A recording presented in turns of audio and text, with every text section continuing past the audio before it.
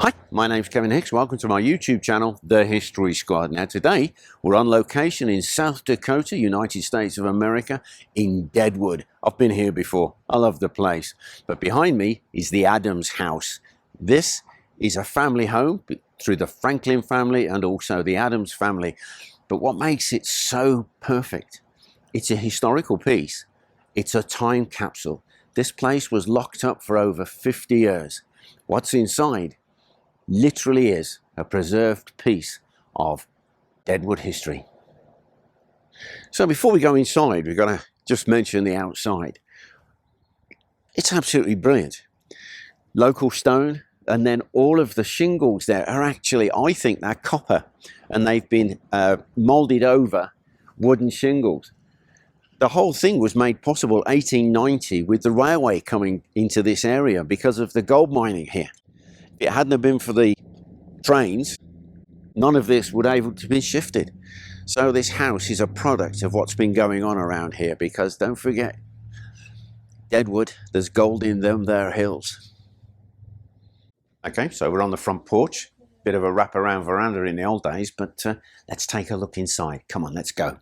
Come on, Roops.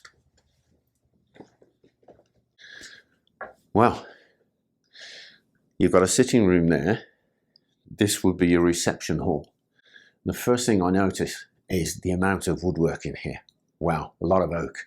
And then I'll look up at the ceiling, and if I understand correctly, it's not wallpaper.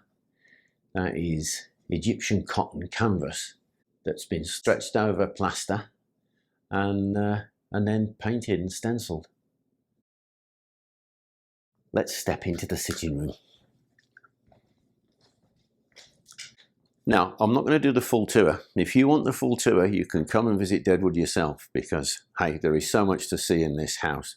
Don't forget, this is a time capsule. This house was closed up for over 50 years. And what we have is incredible. So, Harris Franklin. He came here 1876 in the big gold rush. He was an immigrant, some say from Poland, but I reckon he was from the eastern side of Germany. He changed his name from Finkelstein to Franklin, changed who he was to fit in. And he sold liquor and tobacco and was quite successful. But unfortunately, in 1879, fire broke out in Deadwood. 300 businesses were burnt to the ground. And Mr. Franklin lost everything. He was $20,000 in debt. But that didn't stop him. He reinvented himself. What a guy. He rebuilt. He ends up with the Golden Rewards gold mine, 47,000 head of cattle. He makes enough money to actually build this house. 1892. It cost between $8,000 and $9,000 to build. But what gets me is what's in here. Running water, hot and cold. And he's also got a telephone system in here. You have a look around, it actually kind of blows your mind, because when I think back to the house I was born in 1955, we didn't have a bathroom. Our bath hung on the back of the kitchen door. We're going to have a little look at some of the things that have been added to it. So there's one thing you got to understand, right? This house has been built in the Wild West. Look at that fireplace. Where would you get one of these made? Well, you don't. You order it from the Sears catalogue, and it arrives by train or wagon. And then you've got the Majolica tiles here. Now, I'm very familiar with these from, I lived not far from Stoke-on-Trent, where these originate from. But I didn't realise there was a factory in New York.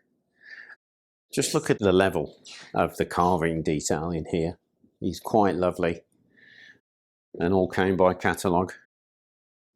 You look at this gas insert here. This was put in by W.E. Adams, the third owner of the house. But it's the story behind it. Because they burnt a lot of wood and coal in the fires of the house, they were often messy, smoky, and the servants were always complaining they had a job to clean these fireplaces. So what did Mr. Adams do? He puts in gas. And this is incredible, because the guy actually cares about his servants. He wants the house to be efficient. He wants the servants to have an easier job. I think that's just wonderful. So remember the date, 1892. Remember where we are. We're in Deadwood, South Dakota, the Black Hills, right? So they have got the railway, wagon trains still moving stuff around. And right in the middle, you've got this house, and we have these radiators. These are original to the house. If you want the truth, they're just incredible. And they're oil fired. This is state-of-the-art central heating. And who would have thought? I think you find it pretty much in the latter part of the Wild West, eh? It's just incredible, the detail, the filigree work that you've got in here. But then if you just pan up and look at the walls, this stretched Egyptian cotton, this canvas that's been laid on the plaster, it's been glazed, painted. Yeah, they use the stippling brush to actually give it its texture. It looks like wallpaper, but it's not, it's actually fabric. And the artwork up there, stenciling and freehand, it's just wonderful.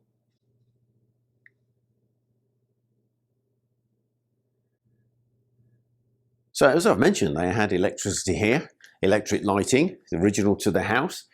There's the light switches over there, but there's also an extra switch that's been added here, and that's the call button for the servants. You press that, a light goes on downstairs or in the kitchen, and the servant knows which room they've got to go to where they're needed.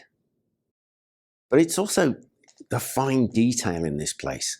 Come and have a look at this. It's just on the sliding door over here. All it is a door handle. But look at the craftsmanship in that. Absolutely wonderful.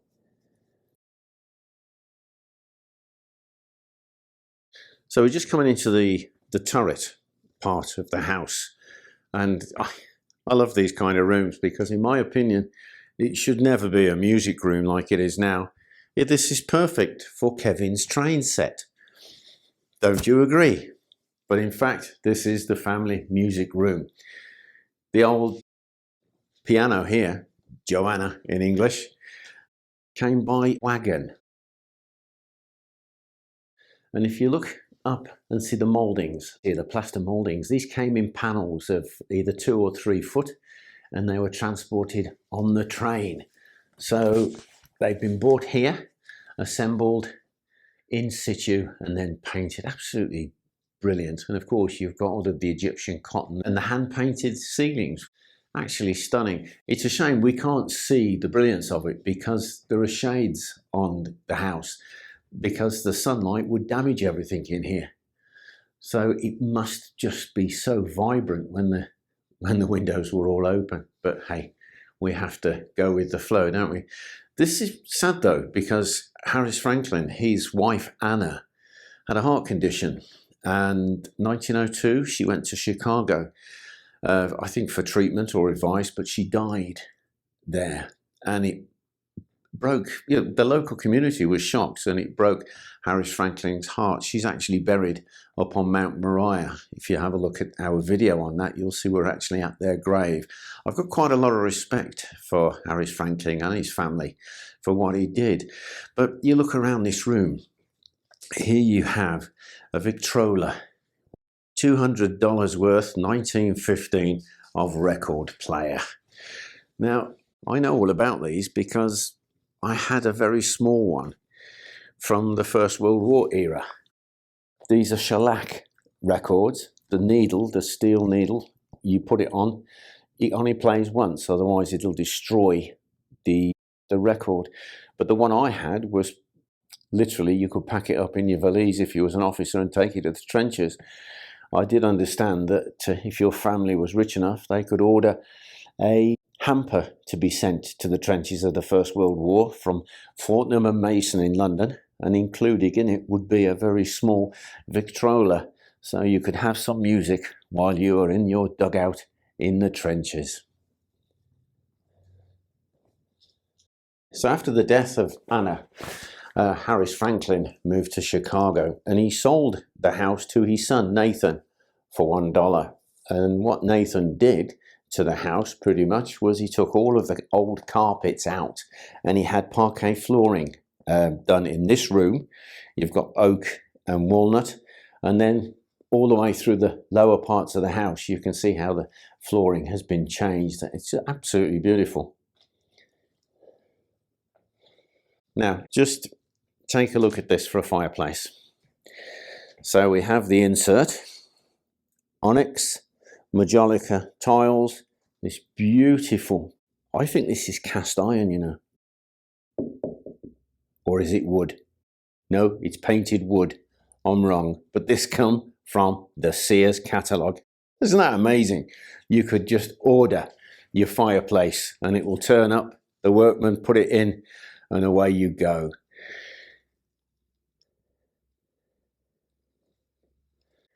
And over here, light switches and your servant call button. And a lovely little music room. Quite spectacular, but of course, I think it will be better for a train set. As you walk through though, here is the telephone. If I understand correctly, this is W.E. Adams's telephone. So he was the third owner of the house. So we're just coming from the music room to the library. Yes, you have the telephone there, but you have this thing. It's Italian marble with running hot and cold water. It's the only house in Deadwood to have that. So you imagine in the early days of the house, you're coming in, you're being entertained. There are dirt streets outside. You might have even come on a horse, who knows?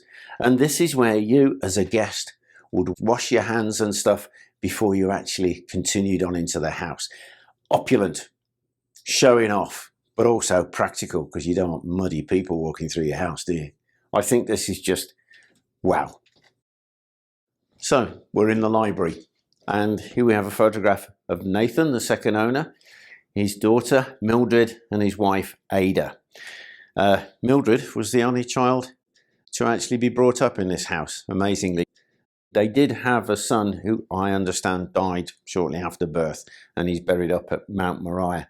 So first edition books, this is a comfortable room. But what Nathan did was he put a green glaze over the Egyptian cotton.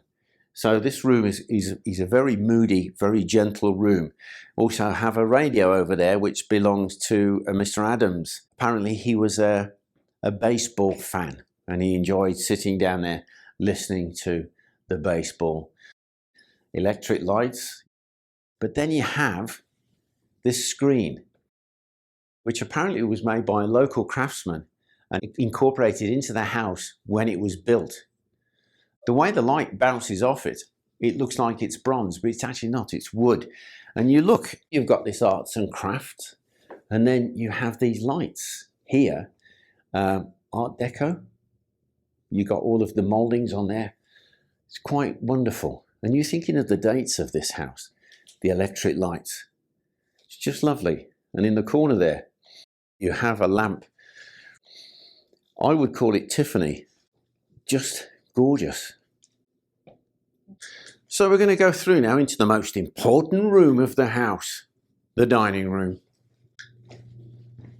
So this room was pretty much destroyed by water getting in, and they've completely refurbished it as it was.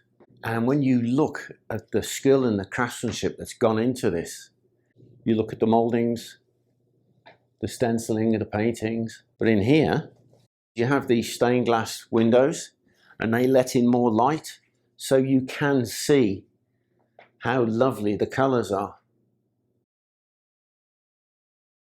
You know, you look at this house and you see all the fine decoration, the opulence, if you like, but something that shines through the whole house is it's a home. You can actually feel that this was somebody's home. And when you look around and imagine the people here, the indents in the carver seat there, it's just something. But I've mentioned Mr. Adams a few times, the third owner of the house. He was actually in the grocery business, and he moved here from Michigan and set up his business here down in Deadwood. But unfortunately, he lost his business in the 1879 fire. But like so many others, he rebuilt and he was successful, then he purchased this house for between $8,000 and $9,000. It's interesting because the monograms on the silverware, what we have is William Emery Adams. And the reason the silverware has survived is it was locked up in the safe. And we'll continue on this story in another room in the house. Right, we're going to venture upstairs. We're going to walk up this magnificent oak stairway. And it has the Egyptian cotton all the way up. Wow. On the ceilings, all the way throughout. Just wow. So we're in the bedroom that W.E. Adams actually moved into after the death of his wife. Very sad. I'll talk about that in a little while, but I wanted to show you this sink here. It's another one of these Italian marble sinks, hand painted. Look at what they call in the US of A the faucet. We call them taps in Britain, but this is a faucet, and they have these little recesses on the top. And I don't think you'll ever guess what they're for. I wouldn't have guessed it. Soap they used in those days, lye soap, could damage jewellery. So whenever anybody was going to wash their hands, they took off their rings and placed them in there. It's a ring catcher, which I think is great. Now, when he moved into this bedroom, the room opposite was actually the maid's sewing room. But what Mr. Adams did was had it converted into his very own private bathroom, complete with his crocodile skin bag still sat on his chest, waiting for him to come back. As I've mentioned, Mr. Adams, W.E. Adams, lost his first wife. Well, he was happy, a good businessman, successful, got this lovely house, 2 daughters, Lucille and Helen. Lucille dies at the age of 28, typhus. What a tragedy. But then his wife, Alice, is diagnosed with cancer, and she's warned she must not travel. And when Helen, in 1925, who's married and down in Pasadena in California, announces that she's going to have a baby, Alice insists on traveling down. Shortly after she arrives, she dies. The shock of her losing her mother puts Helen into labour, premature labour. She gives birth to a daughter, but there are complications, and Helen herself dies. Shortly afterwards, so does her daughter. This is incredible. Within 48 hours, W.E. Adams loses his wife, his youngest daughter, and his granddaughter. How on earth do you deal with such a shock? Well, what he does is he throws himself into his work. So this used to be a sitting room, but became a bedroom for Mary Mastovich, the second wife of W.E. Adams. And there's a whole new story there, because 28, 29, and he was in his 70s when they met, and they met by accident. She boarded a train. She has a seat reserved when she goes to it. It's occupied by a strange gentleman who happens to be the personal valet of W.E. Adams. He feels responsible. He, invites her out for dinner, all these things. She'll have nothing to do with him. She's not impressed. In fact, she referred to him as a syruper, apparently, a sweet talker. But he persisted. He sent candies and flowers, apparently some goods from his grocery store, some toothpaste, and that swung her round. And even though there's this great age difference, they got on like a house on fire. Yes, there was gossip. And they were happily married for 7 years, and they had some adventures. But then in 1934, Mr. Adams has a stroke. He's brought back to the house, but unfortunately he passes away. But this was her bedroom. Let's move on. Let's have a look, because there's something through here I'd really like to show you. So this is the original master bedroom. You can see a fantastic brass bedstead, but you've got this Italian marble sink over here, gold inlay. You've got your ring catchers. It's just lovely. But what blows my mind here is the ensuite. Look at that for a bath. Now, interestingly, it fills from the bottom up. so you don't have all that splashing water from the taps, from the faucets. And then interestingly, they have an Italian rain shower, and it's all 14 karat gold plate around it. So I'm leaving the master bedroom with that lovely ensuite bathroom, but W.E. Adams, he cared about his staff. Originally, his maid had to go all the way down to the basement to bathe, so he had a bathroom installed for her. There's not a sink here because there's one in her room. And then look at this, another oak grill, but it really does reflect as if it's made from bronze. It's everywhere you turn in this house, there is just such a lovely detail.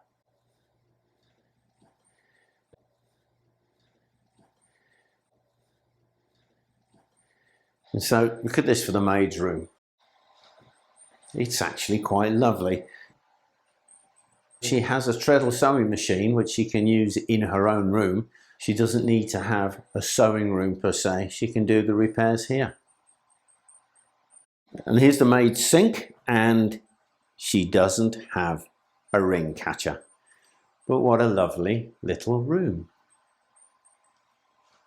So when W.E. Adams passed away in 1934, Mary, his wife, inherited the house, a couple of motor vehicles and some money. The rest of his estate was split up, charities, some family members, that kind of thing.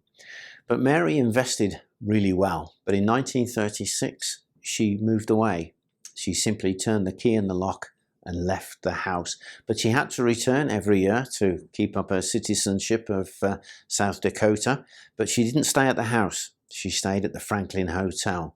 The house was eventually, 51 years later, sold to some people as a bed and breakfast, which I think is fantastic. But they vowed to keep the house historically correct as it was, and they did. And the house was then sold on to Deadwood City, and here it is to this very day, now a tourist attraction for the town. And I must admit, I love it. I really do. I know I normally show you around castles, but I've got to be honest with you, I really like this house. Well, I hope you enjoyed our little video there, our tour around the Adams house here in Deadwood, South Dakota. Now, if ever you fancy visiting, they do regular tours. There's a link in the description. But hey, if you did enjoy the video, like, share and subscribe. And just before I go, I'd like to give a shout out to some of my Patreon members. And as normal, I've written it down so I don't get the names wrong. Alexandra Lofgreen, what a great name. Gordon Banks, used to be a famous goalkeeper when I was a kid, and Kevin N. Hey guys, thanks a million. Bye for now.